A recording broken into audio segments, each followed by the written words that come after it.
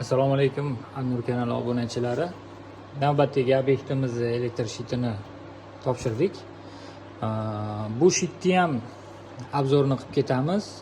O'zimiz uchun ham, xonadon egalari uchun ham, keyinchalik shunaqa shit yig'moqchi bo'lgan elektriklar uchun ham ma'lumot berib ketamiz. Xo'p, bu yerda tartib ketma-ketlikda tushgan. Masalan, bu ikkalasi, bu hammasi faqat chiroqlarga tegishli.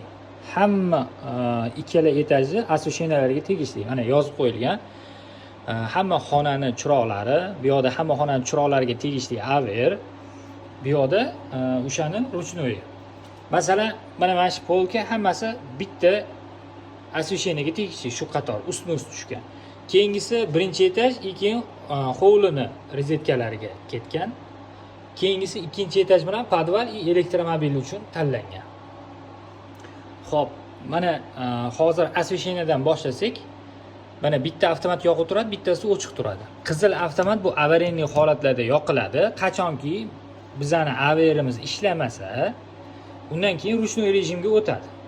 Shu holatda yoqiladi. Masalan, bizda mana bu ishlamay qoldi, uyga tok kelmayapti. Uy egasi to biza kelgunimizcha uy elektr energiyasini yoqib turish kerak bo'ladi. Qanaqadir yo'l bilan bo'lsa ham. Shunda mana bu avtomat shunda ko'tarilsa, ikkinchisi tashiydi, bu o'chadi-da, bu orqali faza stabilizatorga ketadi. Yonaveradi. Keyin buni yoqqanda yonmaydi. Qachon yana qaytib o'sha aver yangilangandan keyin buni o'chirib turib, bunisi yoqiladi bu. Shunda ishlab ketaveradi.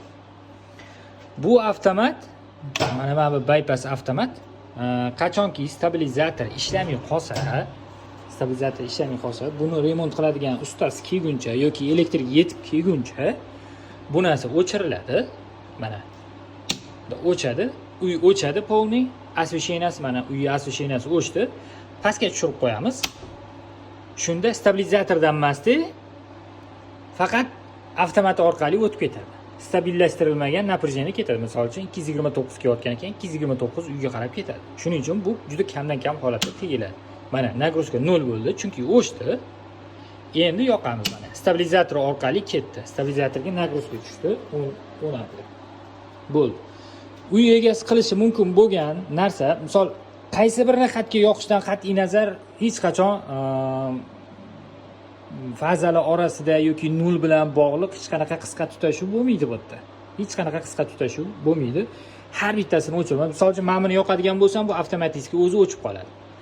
Buni pastga tushirganim bilan bu oddiy perkulchator. Bunda ham напряжение xohlagan A, B, C ni tanlagan taqdirda ham ikkinchisiga ta'sir qilmaydi.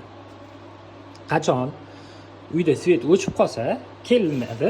Mana bu qatorga qaraladi. Hammasida oti yozib qo'yilgan. Masalan, avtomat ikkinchi etaj podval elektromobil rozetkasi. Avtomati yoqib turibdi. Endi uzoni ko'ramiz mana. Uzo ikkinchi etaj podval elektromobil rozetka. Uzo orqali ham o'chib qolishi mumkin-da. Mana agar polniy uy osvesheniyasi ishlamayotgan bo'lsa, keyin bunga qaraladi.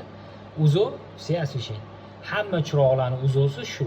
Agar shu o'chib qolsa, hech qayerda kuchlanish bo'lmaydi. Bu avtomati.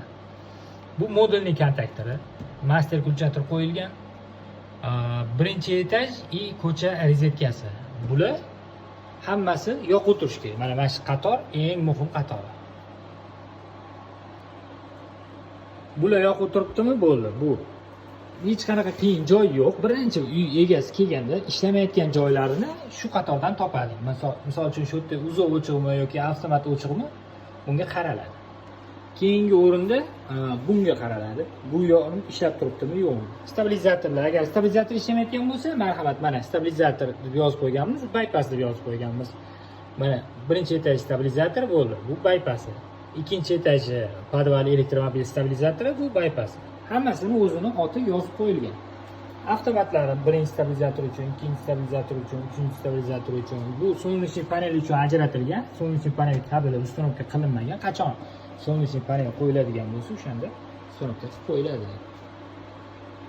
Magnitoshitillar qo'yilgan har ehtimolga qarshi pojar uchun bu yoqda ichida yonlarida bor.